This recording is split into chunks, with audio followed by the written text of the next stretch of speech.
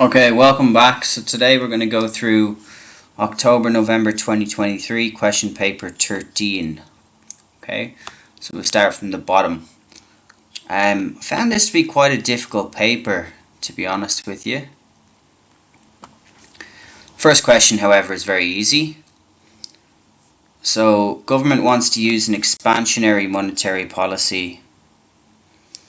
What should the government increase? Okay, so remember, what's our tools of an expansionary monetary policy? It's designed to move AD to the right. It results in what it can do is a devaluation of the currency. Now, sometimes you would have seen me referring to that as a depreciation, right? Just one thing to be aware of, it's on a fixed exchange rate. So we'll actually call it devaluation, even though essentially they're the same thing, right? They'll both result in exports going up and imports going down. So I might call it a depreciation just out of habit, but just to be aware, it's actually a devaluation for an expansionary monetary policy. Okay, so the other one is interest rates. Interest rates will be reduced. What effect will that have? It will increase consumer expenditure and investment as components of AD. The money supply will be increased, and the credit regulations will be downgraded, okay, making it easier for people to borrow. So they're the four main tools of monetary policy that we study. Okay, so what should the government increase? Credit regulations, no, that will result in AD going left, which is not expansionary, it's contractionary.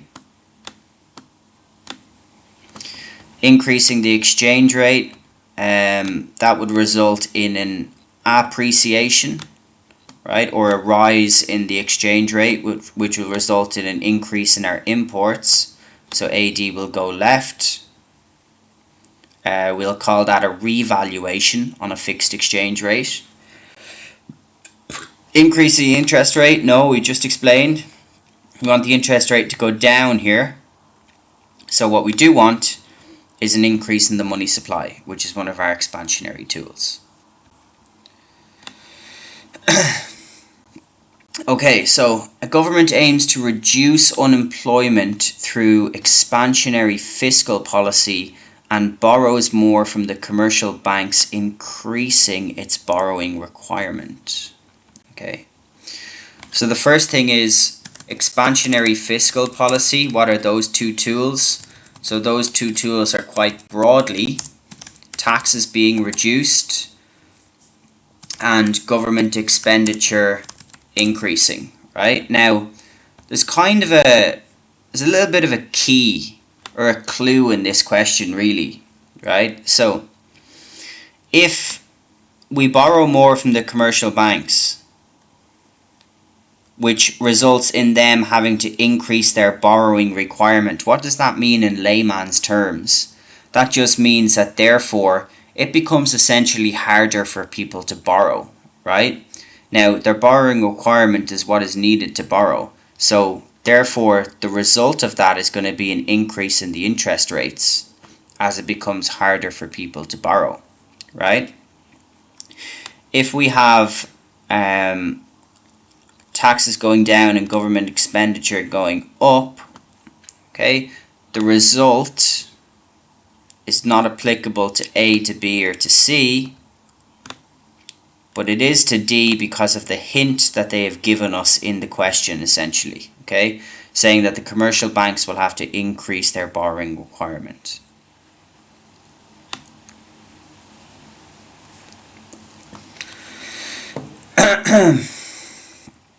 Okay, so next question is question, what one are we on here? Sorry, just give me 1 sec, I'm doing something on my phone at the same time.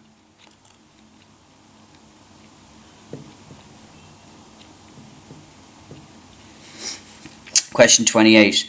What combination of initial equilibrium and supply side policy is likely to be the least effective when attempting to increase the real output of an economy? Okay, so if we know our supply side policies, we know that they're designed to increase AS, okay?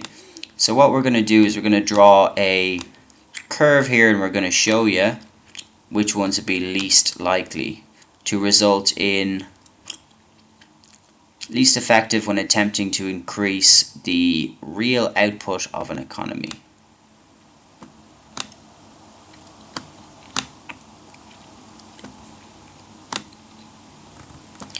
Okay, so here's our AS curve, right?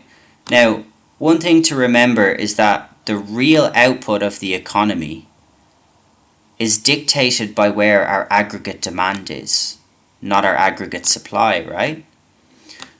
So, if we are at a case here where we are below full employment, our real GDP is going to be at a lower level. So let's put in an aggregate demand curve here, right? Remember, what does an increase in AS do? An increase in AS increases the productive potential, right? So I'll just put PP up here. It doesn't actually increase the real level of output. It allows us more space to grow. So it allows our potential to increase our output to be more by shifting it to the right. It does not necessarily mean that we will reach that point. And that's because that is dependent on where AD is. So therefore, if our initial equilibrium is below the level of full employment, which would be somewhere here where we're perfectly elastic, essentially that means that we're going to have further to go with our AD here to increase our real level of output in the economy, right? So we know that a supply side policy will be designed to shift AS here. But the further we are along the level of full employment, the more difficult it becomes for us to move the AD, because we're going to have very dramatic changes to significantly increase our real GDP. So therefore, full employment is not going to apply.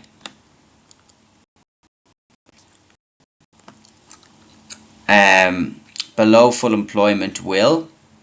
And then what we need to see is, well, which one of these is most likely to be the supply side measure. So abolishing the national minimum wage or extra spending on training, just from your definitions that you know about supply side policies, you would know that the extra spending on training is the more effective supply side policy, right? Or it is the supply side policy that we study. So because we're told for the least effective, therefore abolishing or getting rid of the national minimum wage will be the policy that would be least effective.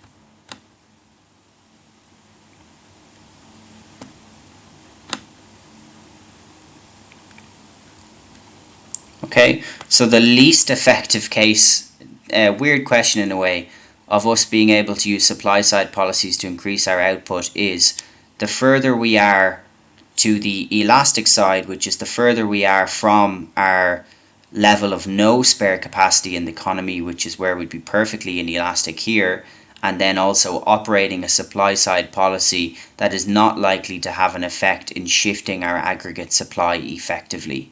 So extra spending on training would do that, but abolishing the national minimum wage would not.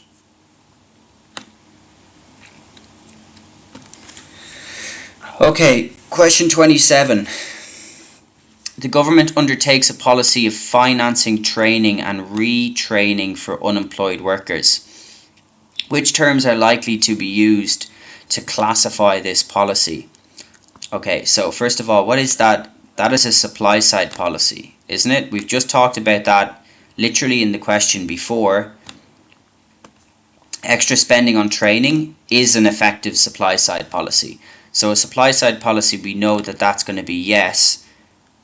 Supply side policy is not designed as a demand side policy because it's designed to affect AS. We've just talked about that in the previous question too. So these two will match up. Now we have to make a decision between whether it is fiscal or whether it is monetary. Okay, and so whether it has aspects of these policies. And the idea behind it is very simple.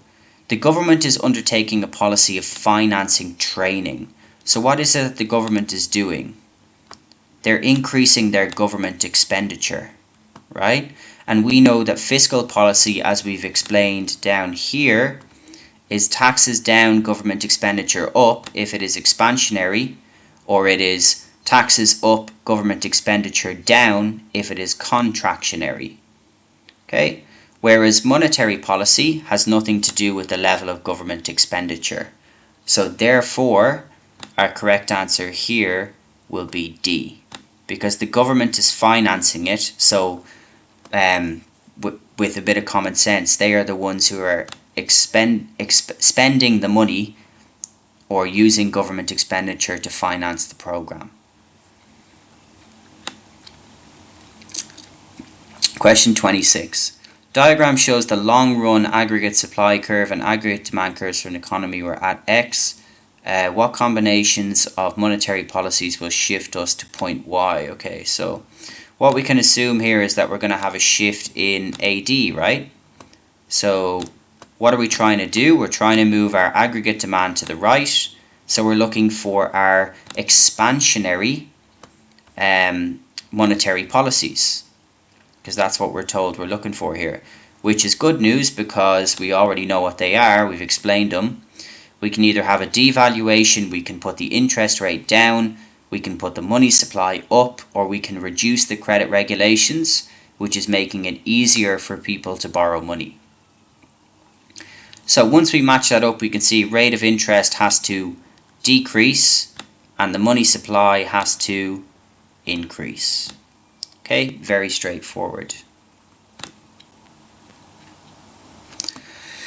Okay, 25. What is the most likely cause of a current account deficit on the balance of payments? These style of questions are always difficult because there is some other ones that may cause these deficits to happen.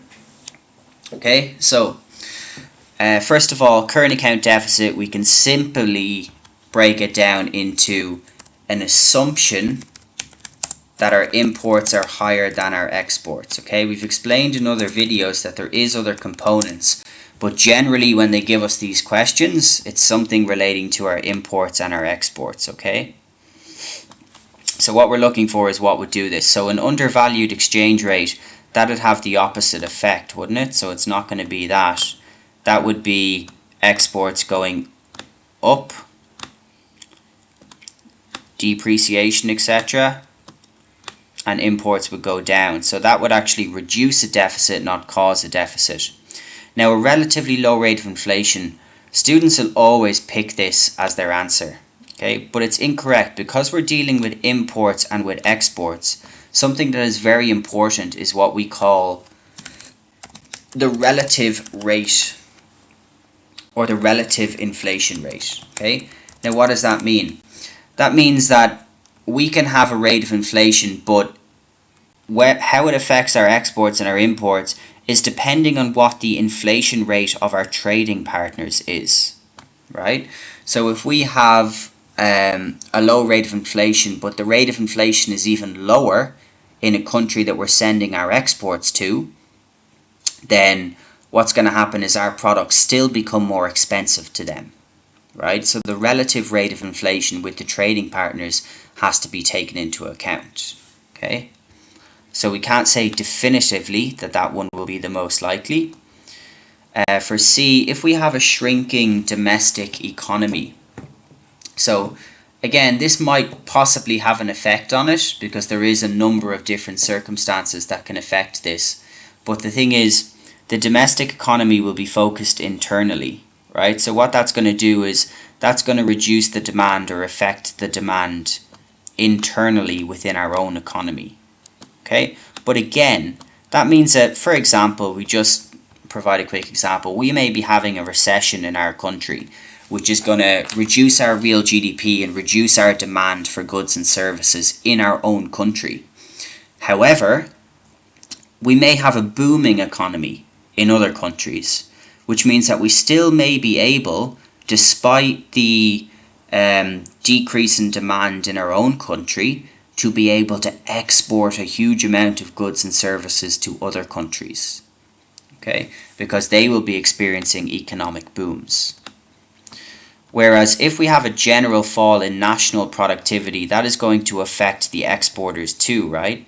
So that means that they are also, and the domestic producers that are selling on the domestic market, they're all going to have a fall in productivity. So they're all going to be making less goods and services, which means that there will be less goods available to export. And therefore, people will more likely switch to importing their goods and their services, which will make it the most likely cause of the current account deficit. Okay. Now 24. Now something about this question, I spent about 10 minutes or 15 minutes looking at this question, and I'm convinced that the mark scheme is wrong. So if I can just show you the mark scheme here. Okay.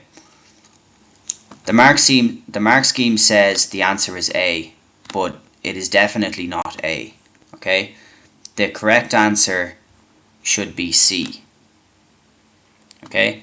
Now, you guys can check this out. I can't find the examiner report for this series, but I would advise you guys to go and try and find an examiner report. And if you can, normally the examiner reports will correct the mistakes that are made in the mark scheme that are submitted on the Papa Cambridge website, but I'm sure that it's not A. Okay, there's no way that OR and S will both benefit from this trading agreement. So what we have is, we're asked about the theory of competitive advantage, which is the lower opportunity cost. Now what's stated is that we're getting 1x. The trading agreement that's in place is 1x for 0.5y.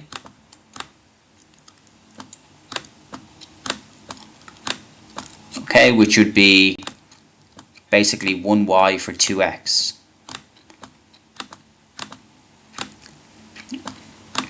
Okay, so the first thing we have to do whenever we get a comparative advantage question is calculate the opportunity cost.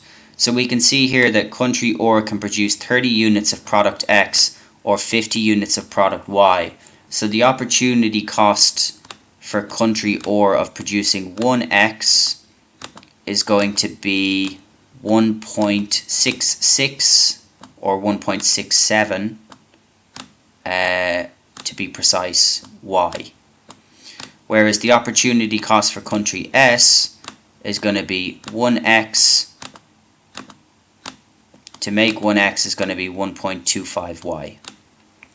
Okay, now because it's comparative advantage, first thing we've got to figure out is, so what is their opportunity costs, and therefore like what are they going to be able to specialize in. So country S, we can see here, is going to have a lower opportunity cost of producing good X, right? So if I can just circle this, country S is going to specialize in good X, and just switch these opportunity costs around. Country OR is going to have the lower opportunity cost in producing good Y, right? So now OR is going to produce a unit of Y and it's going to trade it for 2x, right? So that's going to be the new trading agreement essentially, because we've just figured that out up here. So who's going to benefit from that? Country OR is going to benefit because previously, if they had produced 2x themselves, their opportunity cost would be 3.34y, right? So they're actually getting a better deal from it. They're going to benefit from buying product X from country S cheaper than they can produce it themselves. Whereas country S here, they're going to produce 2 units of X and they're going to trade it for 1 unit of Y. However, what we can see is that they could have produced 1 unit of Y themselves at a loss of just 0.8x. So they're not going to benefit from this free trade or this trade agreement between the two countries at this current rate of exchange, right?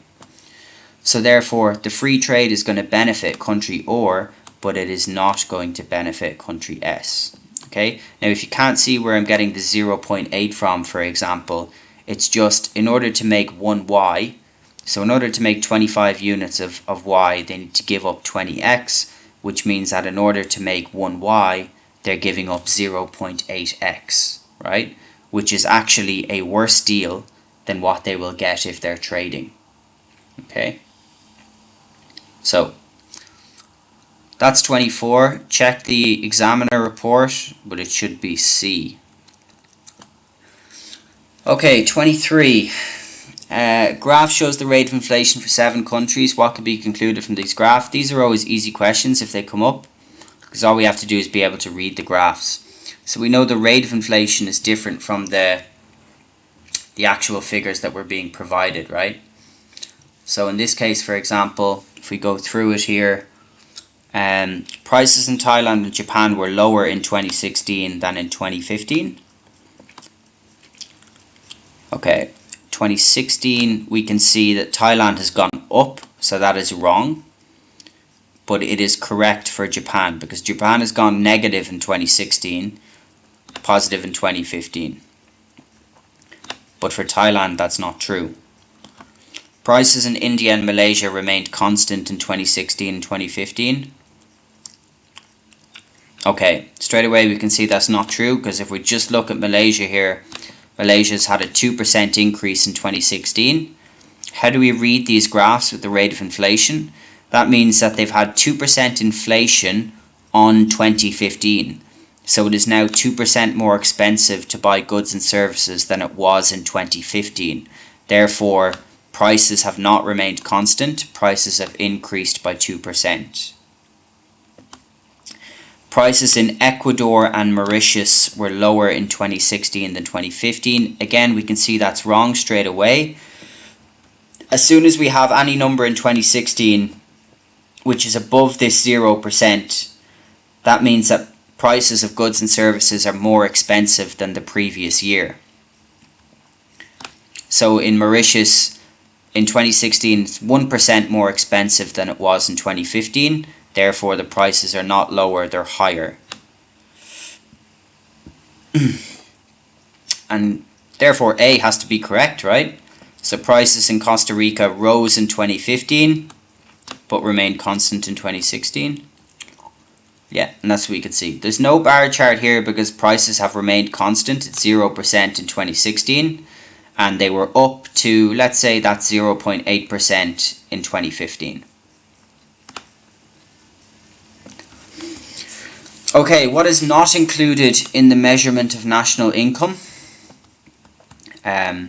Questions like this have come up before, and what are we looking for? They always basically give us the same questions with this, right? We're looking for transfer payments. Because like we said before, transfer payments are non-productive forms of payment. We, or a person who receives a transfer payment, they don't actually do anything, or they're not involved in the creation of the income to get that payment. Whereas dividend paid to shareholders, they are directly involved. Overtime payments, they are directly involved. And rents from government-owned houses, they are directly involved. Which one of these is the transfer payment? That would be the welfare benefit payments, which is essentially just another way of saying an unemployment benefit. Okay, that's essentially what that is. Okay, just give me one sec.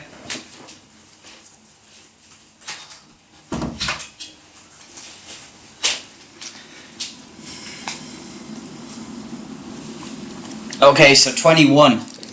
Which components are included as primary income in the current account balance of payments? Okay, primary income. So trade in goods, that's a separate component. Remember that our 4 components of the current account in the balance of payments is the trade of goods,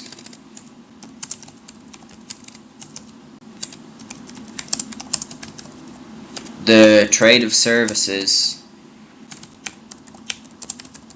the primary income, and the secondary income. Okay, there are 4 components. So trade of goods is a separate component, therefore it is not in the primary income. Now, current transfers, they are actually in the secondary income.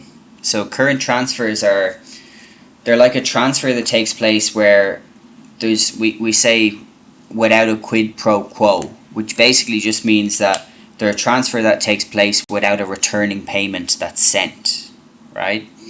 Now, what that means is that they're essentially a gift, and we know that the secondary income includes gifts and overseas aid, and transfers between governments, etc., foreign international aid, etc. Okay, so we know that current transfers are not included, and employment income from abroad is included, so D is our correct answer. Remember that the primary account here, it includes what we call the compensation of employees, which is the short-term workers that are working abroad and they're sending their wages home to their family. Okay, we went through a couple of questions before where we said that if they're living in that country for more than a year, then we call it workers' remittances payments, which are actually included in the secondary income account, not the primary income account. Okay, but because we're asked about primary income, the employment income, we have to assume that it is the one that's being recorded in the primary income, compensation of employees, plus net property income from abroad. Okay, 20. This is going to be a long video, I can feel it. An aggregate demand curve slopes downwards from left to right. One reason for that is the reduction in the average price level will lead to. Okay, very simple question. You can even answer this without drawing a diagram. So, what does a reduction in GDP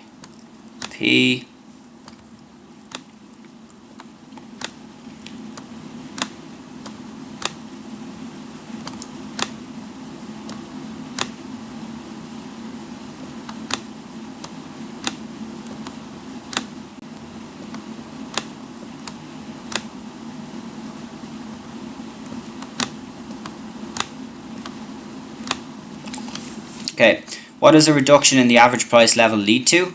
That leads to deflation, right? And what does deflation do? Deflation increases the real value of money. So that one's very straightforward. Deflation does not decline our country's international competitiveness. In fact, it will have the opposite effect. Increase in interest rates similarly doesn't apply when we have a reduction in the average price level. And it doesn't result in an expectation of further price falls either. Okay, but it does for certain result in the real value of money going up, because the value of the money that we have today is now worth more than it was yesterday before we had the deflation. We can now buy more goods and more services with the same value of money. 19. A finance company incurs heavy losses and makes an accountant redundant. This accountant or the accountant seeks a new job through an employment agency which specializes in jobs in accounting. What describes the type of employment of the accountant who is seeking a new job? Okay, so this one should also be very straightforward. This is frictional unemployment, okay, because the accountant is in between jobs, right? So he's lost his job not through seasonal unemployment, which would be where, say for example, he was an ice cream vendor and you're living in a country like China where it's hot in the summer and cold in the winter. You're not going to sell much ice cream in the winter, so you may lose your job. So that's where we lose our jobs because of the change in the seasons, but that's not going to apply to an accountant. Now, it's not structural or technological unemployment. Remember that technological unemployment is a form of structural unemployment. And structural unemployment occurs, there's two types, either regional or technological, due to, for example, technology advances replacing the job of the worker, which hasn't occurred in this case, or it could be regional, which is where the industry itself is being taken away due to, let's say, changes in demand. So an example of that would be the coal mines in Australia. Now that's not happening here either.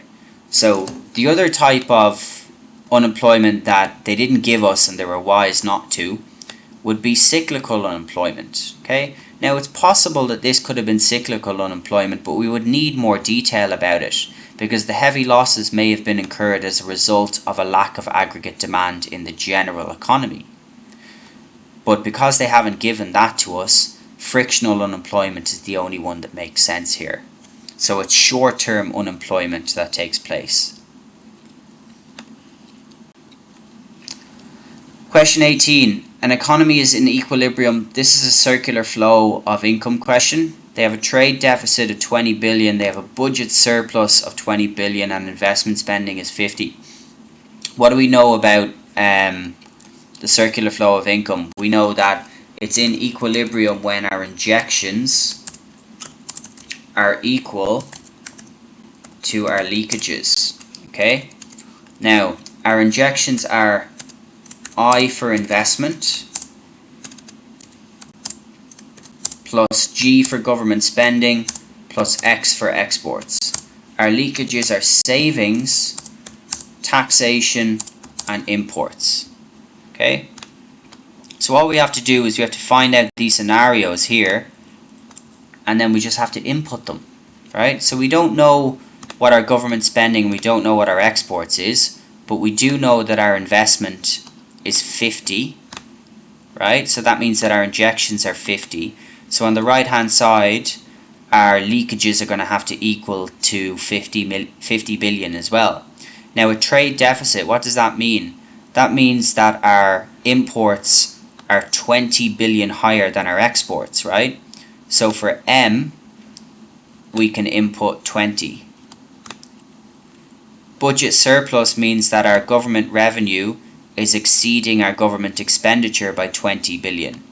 So we can have taxation as 20 billion also. Okay, now we know that we have to be in equilibrium, so the injection side here, which is 50, has to equal to 50 on this side. So because we only have 40 here, we can figure out that our savings should be 10 billion.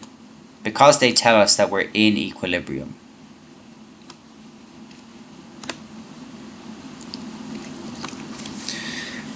Okay, another circular flow of income question.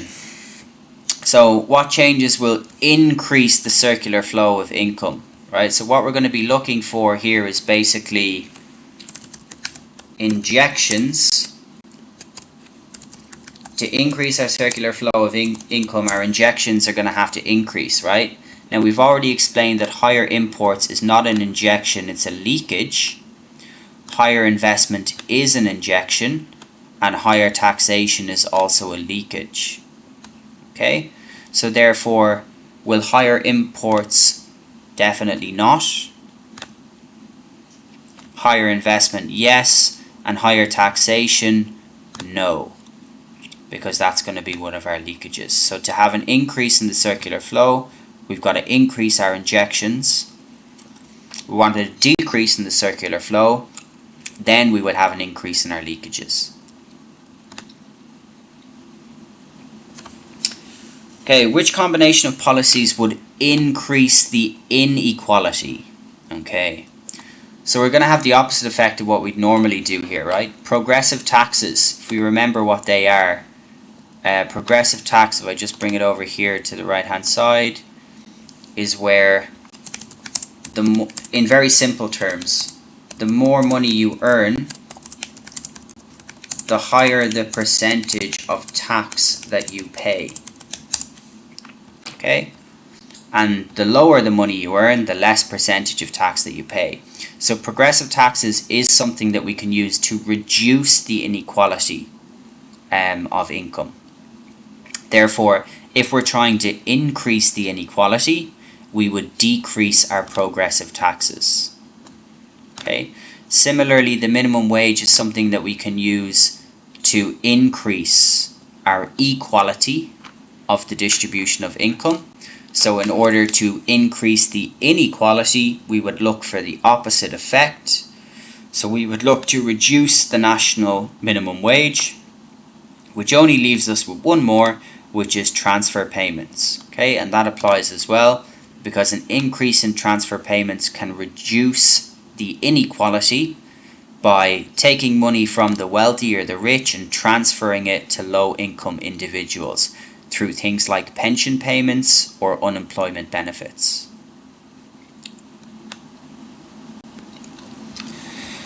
Okay, question 15. What is a likely disadvantage of the government's or of a government's provision of transfer payments to the unemployed?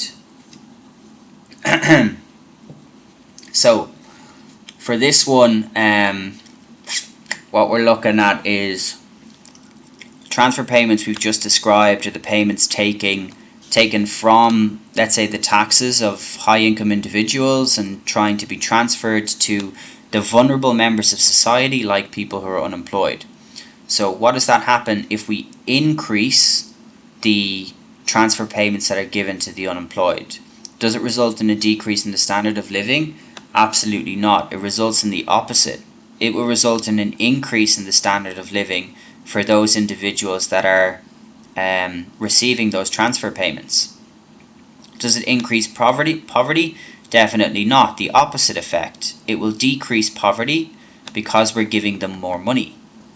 It will also decrease inequality, as we've just explained in the previous question, due to we're distributing income more evenly. But it will create a disincentive to accept paid work. Somebody who is getting now additional transfer payments is more likely to sit on their bum at home and continue to collect money from the government instead of actually going out and getting a job. Okay, a free market is currently experiencing excess supply at a price of P1.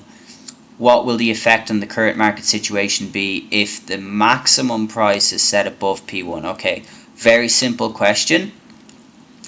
We just know our basic understanding of maximum price and we should be able to get this. Okay, so let's just draw a curve to explain.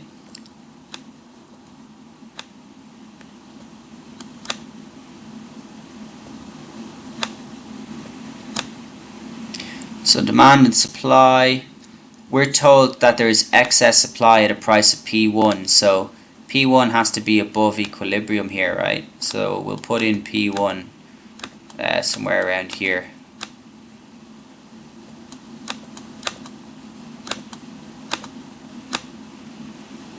Okay, now we're told that the max price is going to be imposed above P1. Okay. Now, one of the things that we should know about a maximum price is that a maximum price, in order for it to be effective, it has to be imposed somewhere below the equilibrium price level. A minimum price is what has to be imposed above the equilibrium price level. And therefore, if we impose the max price above the above P1 in this case, which is excess supply, it has to be imposed above the equilibrium price, which makes it completely ineffective, and the market will have no effect. Okay, because it is being imposed above the equilibrium price level, there will be absolutely no effect on the imposition of the maximum price. Okay, it's completely ineffective. Exact same thing would happen if a minimum price, you were told, was imposed below the equilibrium price level. Okay, so everything else becomes redundant if we understand our theory about maximum prices and minimum prices. Okay, question 13. In the diagram, the demand and supply curves for wheat in Australia are shown. Initial equilibrium is at X. The government imposes a sales tax on wheat at the same time as increasing the rate of income tax. Okay, so like we say, we always have corresponding shifts in this case. a sales tax in wheat, what is that going to do? That's going to make wheat more expensive. So it's going to shift the supply curve to the left hand side. So we'll go from X, we figure out where our shift is for supply, and we're going to be here. Now, if we increase the rate of income tax, what is that going to do? That is going to decrease the income of consumers, which means that income, remember, is a factor that shifts our demand curve. And if the income of consumers goes down, the demand for wheat will also go down. So we will be left at point D.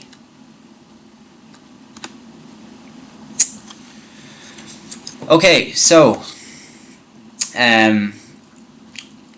XED question. Cross elasticity of demand, aka XED. Now, two things to remember with XED. If it's a plus figure at the end,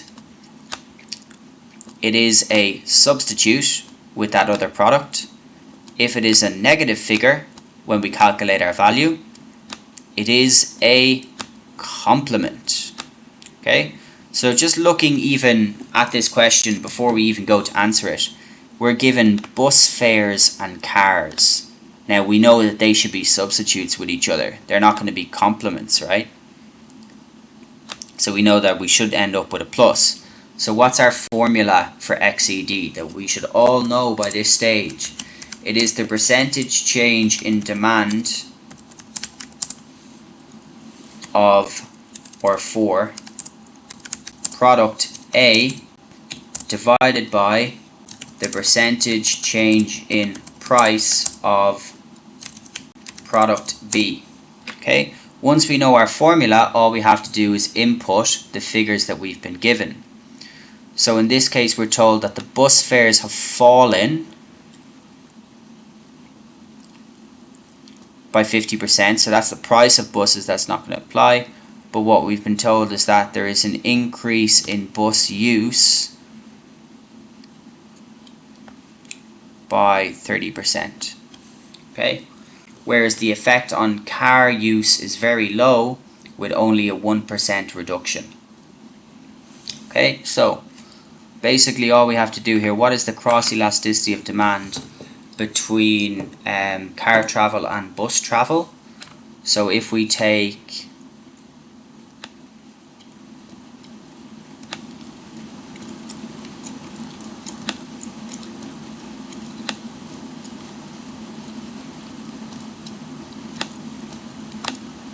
minus 1 over minus 50, we're going to be left with plus 0.02.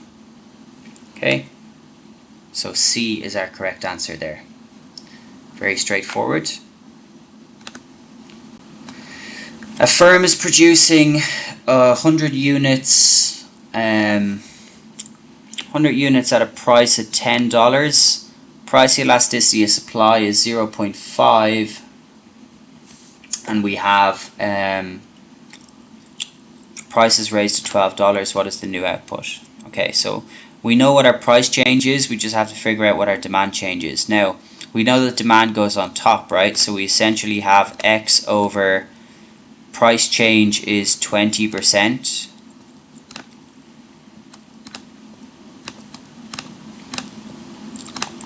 Equals 0.5. So we can see, bring it across, X has to be 10%. Yeah. Now what does that represent? That represents a 10% change in the quantity that is being supplied because it is PES. A 10% increase on 100 gives us a level of output of 110. Another elasticity question. The PED of a product is minus 0.6. The supplier wants to clear all the surplus stock of a product and reduces the price of a good by 50%. What is the effect of this price change on the quantity purchased and the expenditure on the good? Okay, so first of all, minus 0.6 tells us that the value is inelastic. Okay, now the price has gone down by 50%, so again, what we've essentially got is we've got X over minus 50 equals minus 0.6. So because our PED is a negative figure, which it always will be, that tells us that our X, or our quantity demanded here, has to be a plus. So if we bring that across and we figure out what X is, we use our basic mathematics, we will find that X will be an increase in the quantity demanded by 30%. Okay, so we know that the quantity demanded is going to rise by 30%, and then all we have to figure out is, so what happens with the elasticity? So what we should know by this stage is that when the PED is inelastic, price goes down, the total revenue goes down. Price goes up,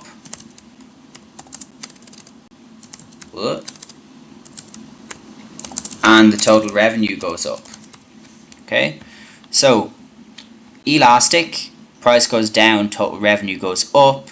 Price goes up, total revenue goes down. So elastic is the opposite effect, but we're dealing with an inelastic PED. Therefore, our revenue is relating to our expenditure, right? And it's basically the same thing. So the amount of expenditure on the product is going to be our revenue. Therefore, we know that the revenue, because the price has gone down, that's what we've been told, the revenue is also going to have to go down. So the revenue will fall. Okay, and A is our correct answer.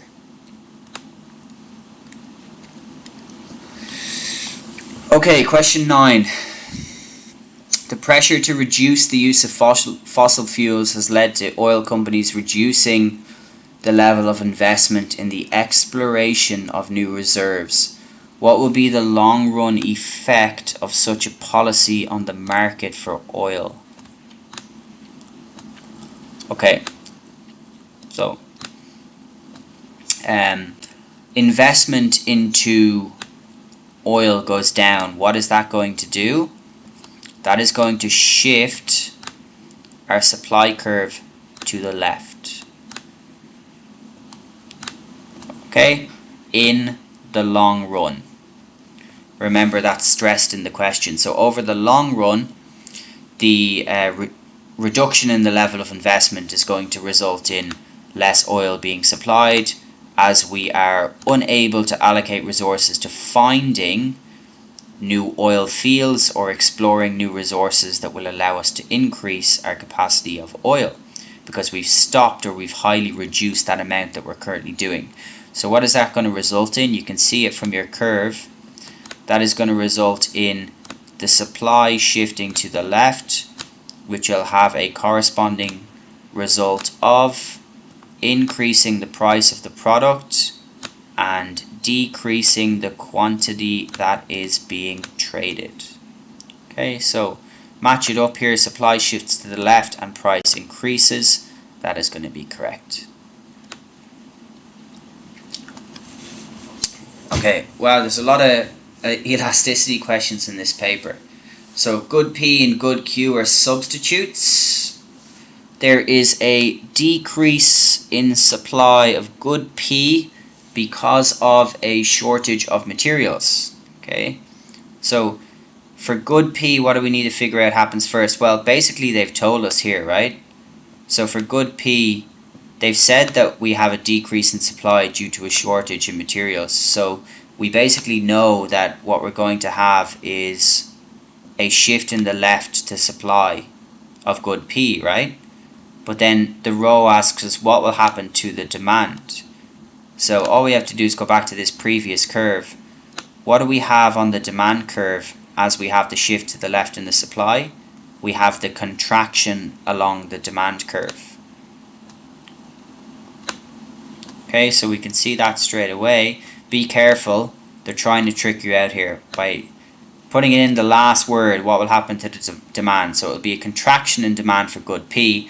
Now, because they're substitutes, what's that going to do? So remember, they're substitutes, they're going to have the opposite relationship. As less people will buy good P, due to the shortage of materials, they're going to switch to buying good Q, which means that the demand for good Q is going to increase or shift to the right. Remember that change in the price of a substitute results in a shift. It does not result in an extension. Okay. So, B for that. When the incomes of consumers of good X fall by 5%, under which conditions will the demand curve shift the furthest to the right? Okay. So one thing we know is that income goes down and the demand goes up. That's what they've told us, right? So straight away we should recognize that when consumers have less income, if the demand for a product is increasing, that tells us that that product that is being sold is an inferior good. Okay, because that has an inverse relationship with income. Whereas a normal good, if the income was going down, the demand for the product would also go down if it was a normal good. Okay, now all we have to do is figure out for the elasticities here, in which case will the demand curve shift the furthest to the right, and this should be fairly straightforward. It will be in the case of the elastic inferior good, which is the one that is higher than 1.00, so it's minus 1.2, because minus 1.2 would be a 7% for B, 7% increase in demand, and for A, so this is for B, but for A, 0.8 would be 0.8 is a 4% increase in demand. Okay, so common sense. Which one is going to cause a further shift in demand? The one where demand shifts more than the other, which is B here because it's a 7% increase.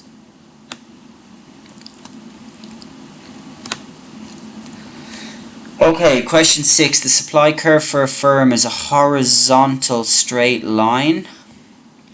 What can be concluded from this statement?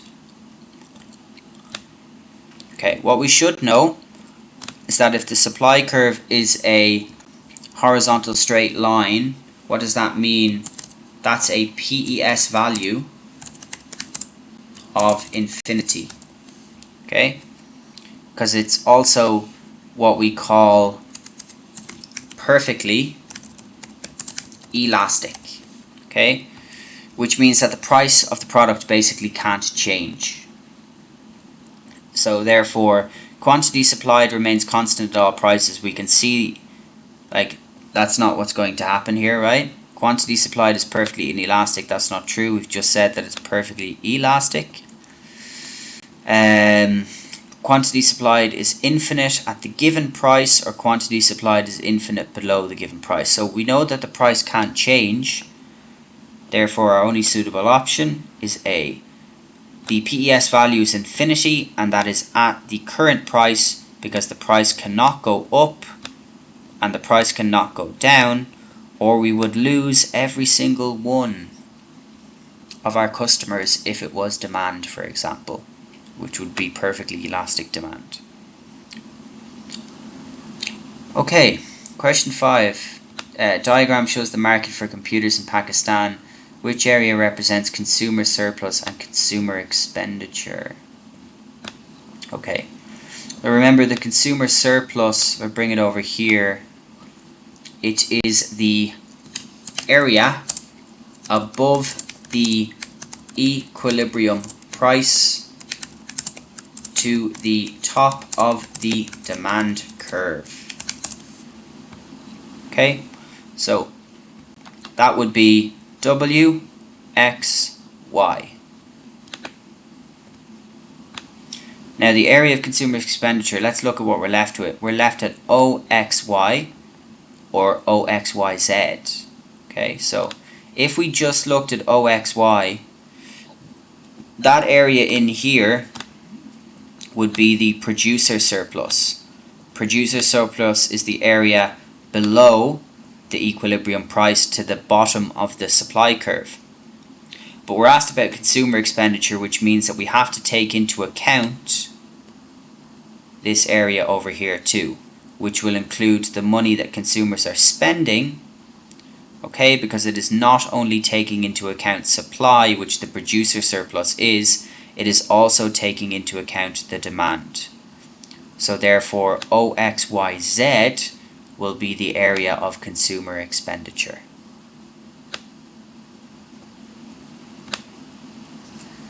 Question 4, what is a free good? So without even looking at the question, what is a free good? A free good is a good that has no factors of production used in it. It is not scarce, and there is no opportunity cost in making it because there is no factors of production used, right? So therefore, a government sponsoring a free vaccination program, there is factors of production needed. Hospital means there's factors of production needed. A school means there's factors of production needed. But anything that provides free utility but is not scarce, so matches up to one of the things we have up here, would make it a free good. Free good example is oxygen.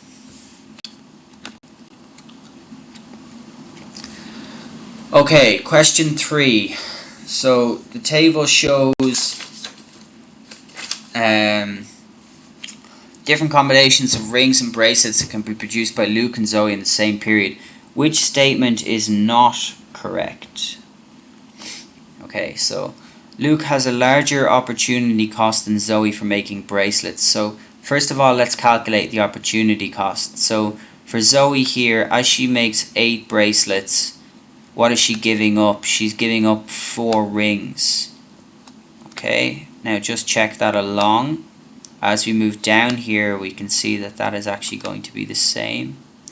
So as she continues to make more, she's continuing to give up 4 rings for every 8 bracelets that she's making. So therefore, Zoe's opportunity cost of making a bracelet is half a ring. Luke, as he makes 6 bracelets here, he is giving up 6 rings. Same here, and the same for the last one actually. Okay, so that one is correct. Luke's opportunity cost, we can see, is for making bracelets is 1 ring, whereas for Zoe it's only half a ring. So Luke does have the larger opportunity cost. We can also see that for B, the opportunity cost of producing rings is constant for both Luke and Zoe. That's true, because every time Zoe decides to increase her production of bracelets by 8, she's giving up half a ring every time, or 4 rings. And every time Luke wants to increase his production of bracelets by 6, he's giving up 6 rings at the same time. Okay? Zoe should specialize in making rings. Okay, that is also true. Okay, comes down to the theory of she can produce more rings than Luke can in the same time period, right? So she has the advantage in that. Therefore, she should specialize in the production of rings. So the one that is incorrect is Zoe's opportunity cost for each bracelet is 2 rings. Her opportunity cost is in fact 1/2 a ring, which we've just shown in the first part of the question here.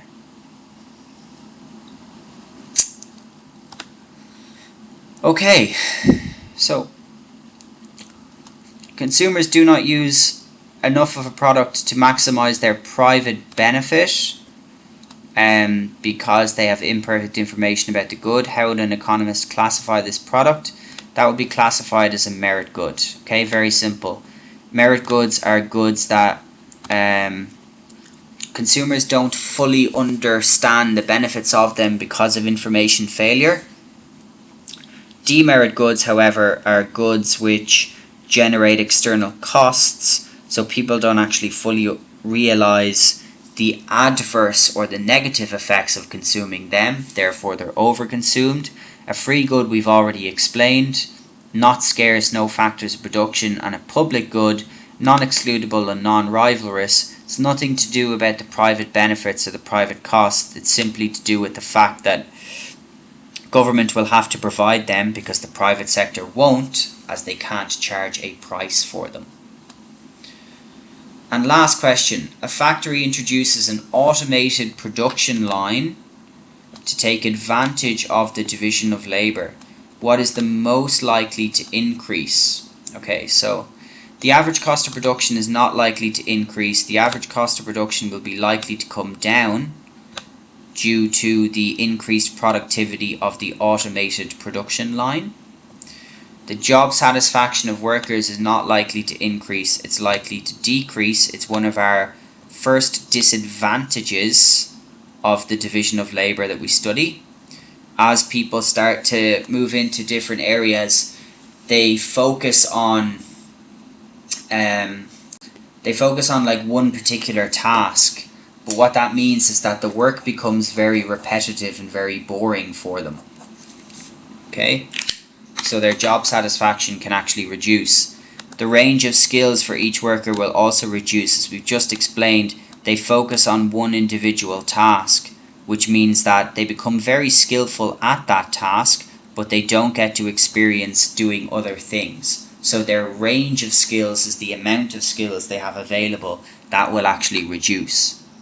Whereas worker productivity will increase as they get better and more efficient at doing whatever task they have been assigned to do, from doing it every day, all day. Okay, thanks very much for listening.